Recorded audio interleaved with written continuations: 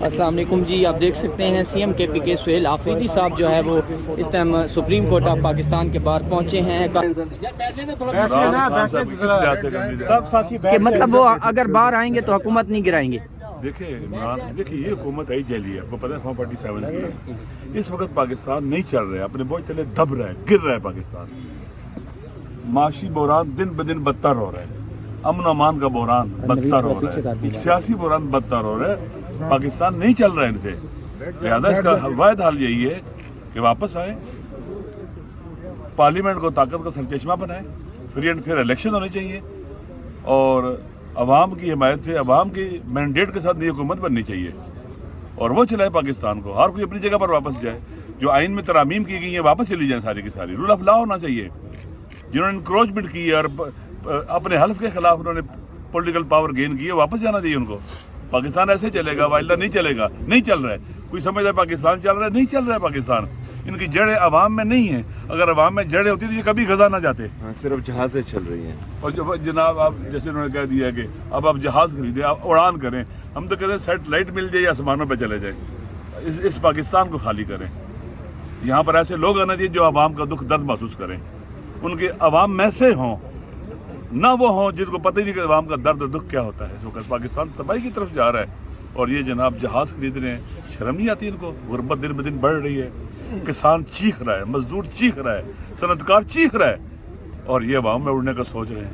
سر آپ کیوں نہیں جہاز خرید رہے ہیں؟ وہ 11 ارب روپے کا جہاز خرید سکتے ہیں، تو آپ کے پاس تو ایک ہیلی کاپٹر ہے. آپ بھی اپنے صوبے کا جو ہے وہ آپ کیوں نہیں خریدتے؟ دیکھیں ہمارا جو ہیلی کاپٹر ہے وہ ریسکیو ایکٹیویٹی کرتے ہوئے گر گیا تھا، جس میں ہمارے کیپٹنز بھی شہید ہوئے تھے، پائلٹس بھی شہید ہوئے تھے. تو ہیلی کاپٹر تو صوبے کے لیے انشاءاللہ تعالی ہم خریدیں گے، لیکن اپنے ناشتوں کے لیے اور باہر جو ہیں شاپنگز کے لیے، عیاشیوں کے لیے ہم کوئی بھی طیارہ نہیں خریدیں گے. اور میرے خیال میں پاکستان ایک مقروض ملک ہے، اور ہم ہر وقت جو ہیں IMF سے بھیک مانگنے کے لیے پہنچ جاتے ہیں کچ کول اٹھا کر. اور اس طرح 11 ارب روپے کا اپنی عیاشیوں کے لیے طیارہ خریدنا سمجھ سے بالاتر ہے. اور جس سے خریدا گیا ہے وہ میرے خیال میں اسرائیلی کمپنی ہے، یہودی کمپنی ہے. تو ان کے بورڈ آف پیس میں بھی جو ہیں ان سے رابطے شابطے اور پھر جہاز خریدنا. تو میرے خیال میں یہ انہوں نے جو الزامات عمران خان صاحب پر جھوٹے لگائے تھے وہ ان پر سچ ہی ثابت ہو رہے ہیں. سہیل آفریدی صاحب یہ بتایا جا کہ کہا جا رہا ہے کہ عید کے بعد آپ کو وزارت اعلیٰ سے ہٹایا جا رہا ہے. مجھے وہ وزارت اعلیٰ سے صرف ایک بندہ ہٹا سکتا ہے، اور وہ جیل میں قید ہے، اور اس کا نام ہے عمران احمد خان نیازی. باقی کسی میں بھی یہ ہمت نہیں ہے کہ وہ مجھے 1 انچ بھی اپنی کرسی سے ہٹائے.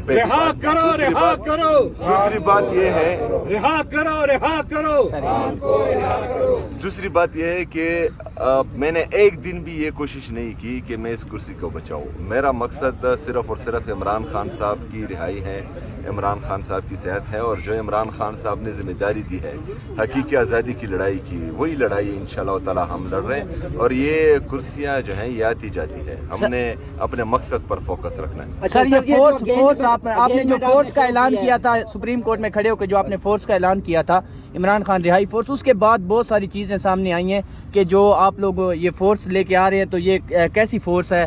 کیا یہ چڑھائی کرے گی، یا یہ کس طرح آپ جو ہے نا یہ لڑائی جیتیں گے؟ فورس کے نام پہ تو ہمیشہ یہی ہوتا ہے کہ کوئی جو ہے نا وہ جتھا ہوگا جو کلاشنے اٹھا کے آئے گا، لڑے گا حکومت سے، ریاست سے.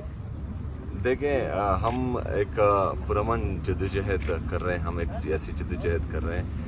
اس میں نہ ہم جو ہیں کلاشوں کو اٹھائیں گے اور نہ ہی کوئی دوسرا اسلحہ اٹھائیں گے. اس میں ہماری جدوجہد وہ امن کے دائرے میں رہ کر، آئین اور قانون کے دائرے میں رہ کر انشاءاللہ تعالی یہ جدوجہد جاری رہے گی. اور ہمارا جو عمران خان رہائی امن فورس ہے اس کا بھی یہی مقصد ہوگا کہ اگر فرض کریں 26 نومبر کی طرح، 9 مئی کی طرح، مرید کی طرح کوئی گولی چلاتا ہے تو ہماری سینے حاضر ہوں گے.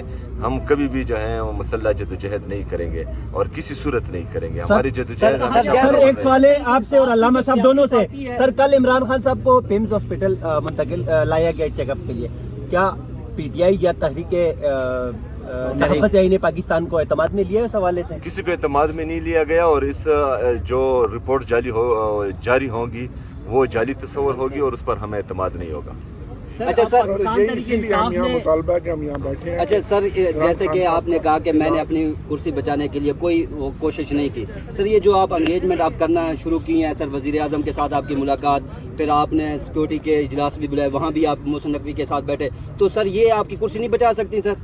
देखें, इनकी औकात ही नहीं है यार, इनकी औकात है कुर्सी बचाना।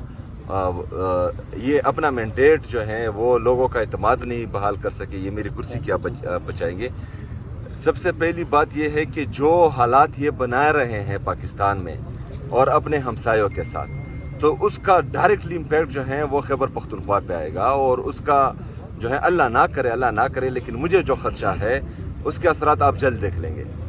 पाकिस्तान किसी भी मिस एडवेंचर का मुतहम्मिल नहीं हो सकता, और मेरे ख्याल में कोई भी मिस एडवेंचर वो डायरेक्टली खैबर पख्तूनख्वा को ही अफेक्ट करेगा। तो इसी वजह से सूबे की आवाम के लिए, सूबे की हकूक़ के लिए, सूबे में अमन और अमान की बहाली के लिए ये मुलाकातें ज़रूरी थी, क्योंकि खुदा ना ख्वास्ता अगर फ़र्ज़ करे वहाँ पर कुछ हो जाता जिस तरह बलूचिस्तान में हुआ है, तो फिर ये कहते हैं कि इमरान खान साहब की हुकूमत खैबर पख्तूनख्वा में नॉन सीरियस है, वो हमसे बैठ ही नहीं रही थी, वो इन मामलात में सीरियस ही नहीं थी। तो उन मामलात को और उन मामलात इस तरह के किसी भी साने को रोकने के लिए वो मुलाकातें ज़रूरी थी। लेकिन जो इमरान खान साहब ने कहा था कि हमने जो है एक जिरगा बनाया जाए नेशनल लेवल पर, जिसमें वफाक के इदारे और वफाकी जो हमारे जाली हुकूमत ही आप कह सकते हैं उनके लोग हों, वफाकी इदारों के लोग हों, खैबर पख्तूनख्वा के स्टेक होल्डर्स हों, कबायली मशरान हों, इनका एक जिरगा बनना चाहिए जो अफ़गानिस्तान जाकर मुज़ाकरात करें और जो टेंशन बनी हुई है इस रीजन में वो टेंशन कम कर सकें। और यही डिमांड मेरी उनके सामने भी थी, लेकिन बदकिस्मती से उस पर गौर नहीं किया गया। बहुत शुक्रिया सर, थैंक यू। एडवेंचर वो डायरेक्टली खैबर पख्तूनख्वा को ही अफेक्ट करेगा। तो इसी वजह से सूबे की आवाम के लिए, सूबे की हकूक़ के लिए, सूबे में अमन और अमान की बहाली के लिए ये मुलाकातें ज़रूरी थी, क्योंकि खुदा ना ख्वास्ता अगर फ़र्ज़ करे वहाँ पर कुछ हो जाता जिस तरह बलूचिस्तान में हुआ है, तो फिर ये कहते हैं कि इमरान खान साहब की हुकूमत खैबर पख्तूनख्वा में नॉन सीरियस है, वो हमसे बैठ ही नहीं रही थी, वो इन मामलात में सीरियस ही नहीं थी। तो उन मामलात को और उन मामलात इस तरह के किसी भी साने को रोकने के लिए वो मुलाकातें ज़रूरी थी। लेकिन जो इमरान खान साहब ने कहा था कि हमने जो है एक जिरगा बनाया जाए नेशनल लेवल पर, जिसमें वफाक के इदारे और वफाकी जो हमारे जाली हुकूमत ही आप कह सकते हैं उनके लोग हों, वफाकी इदारों के लोग हों, खैबर पख्तूनख्वा के स्टेक होल्डर्स हों, कबायली मशरान हों, इनका एक जिरगा बनना चाहिए जो अफ़गानिस्तान जाकर मुज़ाकरात करें और जो टेंशन बनी हुई है इस रीजन में वो टेंशन कम कर सकें। और यही डिमांड मेरी उनके सामने भी थी, लेकिन बदकिस्मती से उस पर गौर नहीं किया गया। बहुत शुक्रिया सर, थैंक यू।